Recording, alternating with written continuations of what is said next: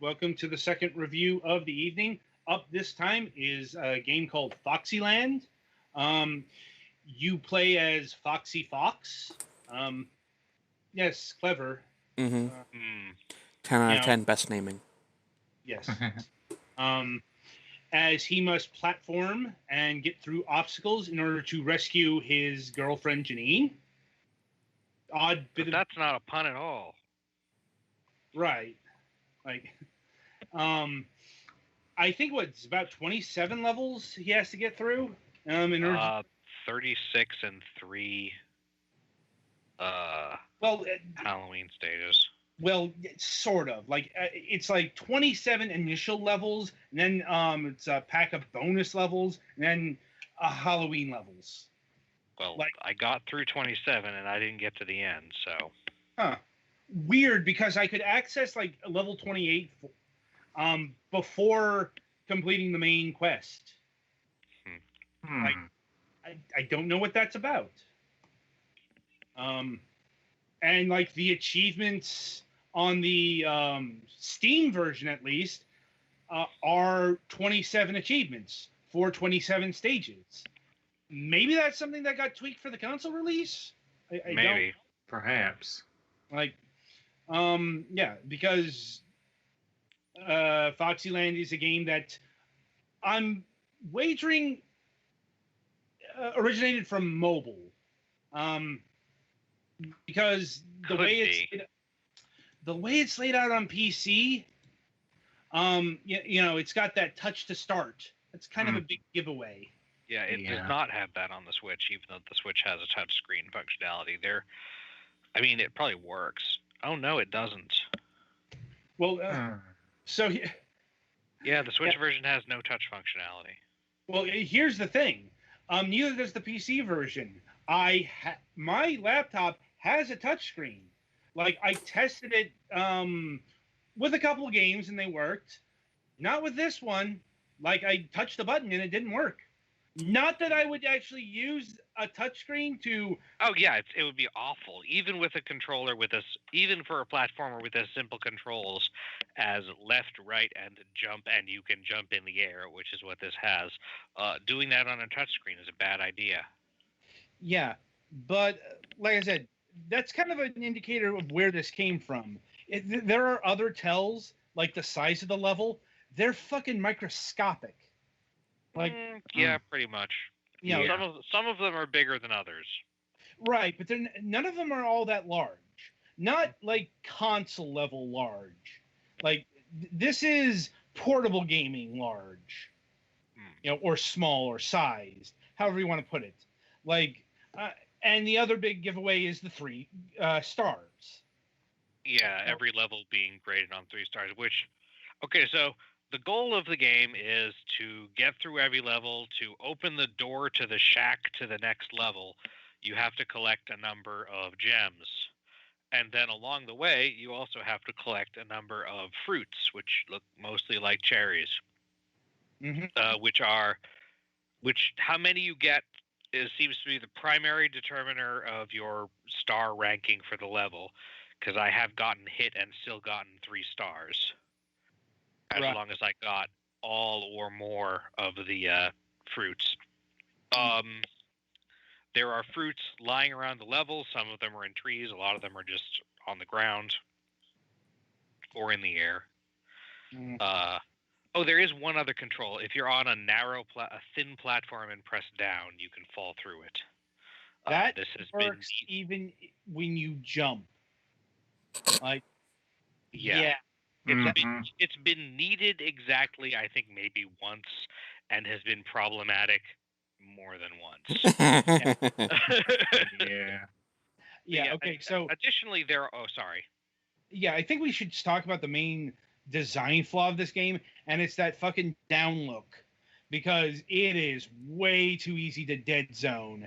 You also do need to duck sometimes. Right. It's got its uses, but it's way too easy to just all your momentum, phoom, drop down into the fucking spikes. And there are other control weirdnesses too. I feel like the hit detection on jumping on things is a little bit weird. Like I've landed like right next to one of the opossums, which I don't know why the opossums are like twice the size of a fox, but they are. And not you have to like land on the middle of them. The spikes, which are fairly small, have a hitbox that it seems like you can hit without actually completely touching them. Mm-hmm. The standard platformer, if the gaps are one space wide, you can run across them, which things are designed for, is really not reliable. And sometimes there are things that there are ground things that fall if you stand on them. Although if you like do quick hops, you can stop it, but still not ideal. Yeah. So, in terms of like actual platforming, okay, so this game kind of veers into masochist platformer territory, but I don't think it reaches that level because dying over and over again isn't really the point. And truth be told, the real challenge is not so much completing the level, but it's getting the 3 hearts, or the 3 stars. Mm-hmm. You know, Yeah. like trust me, you will probably want to be aiming for the 3 stars because otherwise this game is going to be pretty easy. Usually, yeah. Yeah. You know, There are a couple of levels that are tricky anyway. Yeah. You know, it's like once you get to like the later levels, or especially like the Halloween levels, then it gets pretty spiky, pretty bullshit because you know the shit hitboxes really start affecting things. I'm looking at you, Halloween level 2. Mm-hmm. That was awful. And honestly, that's about it. You know, there are only a few kinds of enemies. There's frogs that hop. There are opossums that run back and forth. There are eagles that kind of swoop at you. There might be something else in the last 9 levels, but if those are actually post-game in the other versions, that's pretty unlikely. Right. Oh, right. There is another thing to talk about. Oh, and the other thing you do with the fruits is that there are cosmetic items that you can wear that cost fruits to unlock. They don't do anything.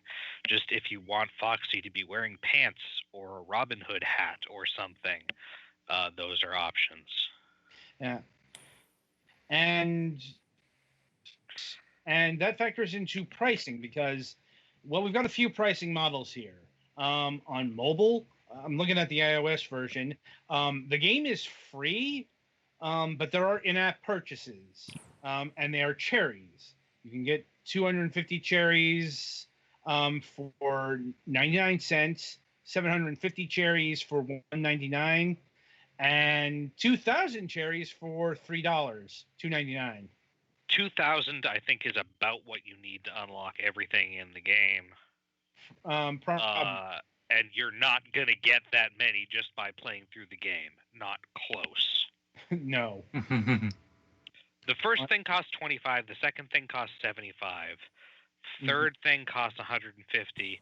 Then there are a few that cost 200, 250, 300, and the last 2 cost 500 each. So maybe it's a little more than 2,000, but it's around there. Yeah, 2,000 should set you good. That said, the cosmetic items are also entirely cosmetic, so you're not actually losing out on anything by just playing it for free on mobile, except for the fact that you're playing it on fucking mobile, and I hope you have a Bluetooth controller, and I hope it's compatible with that. Right. Also, why you a masochist? The Steam version clocks in at a relatively lightweight $3.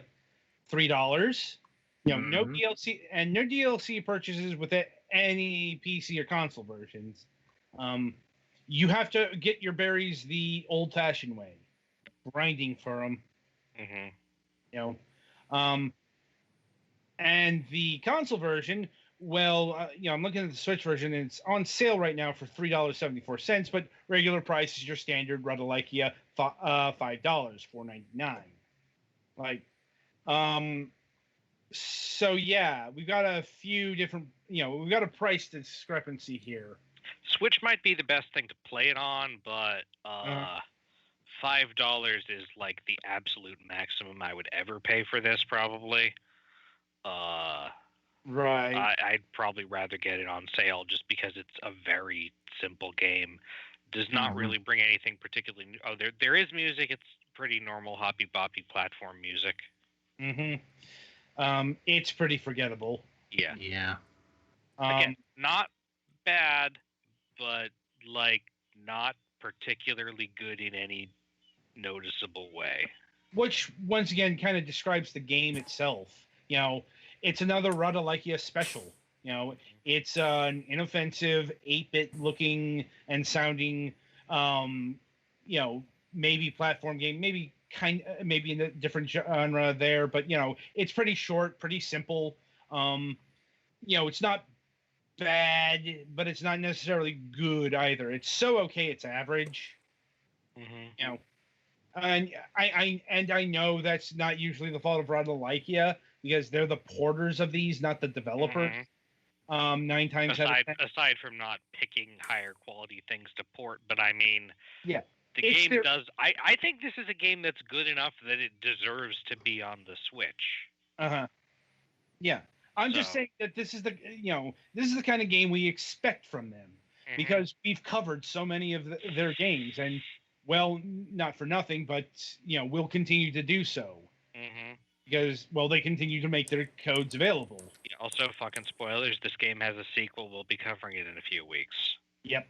That's a bit more expensive, too. So hopefully they pump some horse steroids into this. Because, I think the sequel is $6-7. That's a bit of a jump. So, but as far as FoxyLand 1 goes, it's there. It's probably another not super easy achievement trophy thing because it's easy insofar as all you have to do is actually complete the stages. Right. But doing that with 3 stars is actually a bit of challenge. Not super challenging, but still.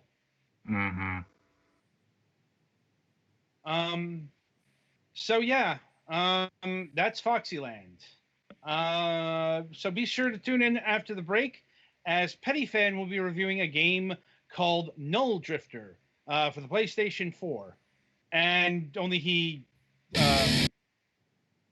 Go ahead.